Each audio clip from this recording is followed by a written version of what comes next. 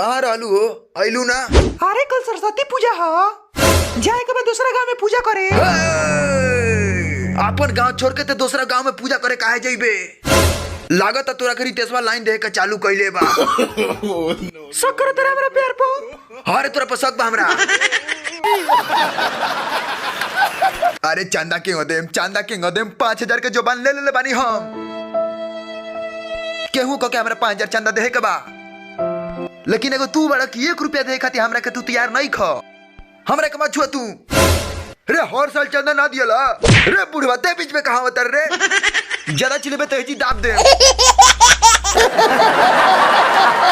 केने बारे रे?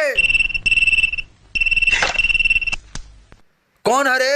चिलो मत। हम जौन बतिया बताओ तनी ओकरा के ध्यान से सुन ले।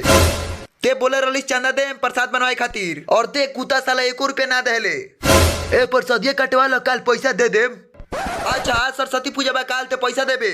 जौन 200 रुपया रहे तो काल खर्चा हो गए। कटवा ना प्रसादिया, हम लिया के तुरंत पैसा दे दे।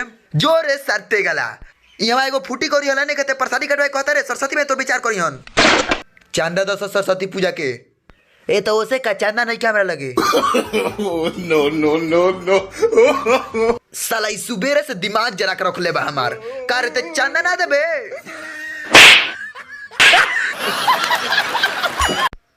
हे भाई लोग, वीडियो पसंद है तो वीडियो को लाइक शेयर कर दिया लो। और हाँ भाई, चैनल को सब्सक्राइब करे खातिर मत भूलिए। कैसे ऐसा मजेदार फनी वीडियो तार लोग के आगे देखे के मिली तो सब्सक्राइब जरूर करिए लो भाई लोग।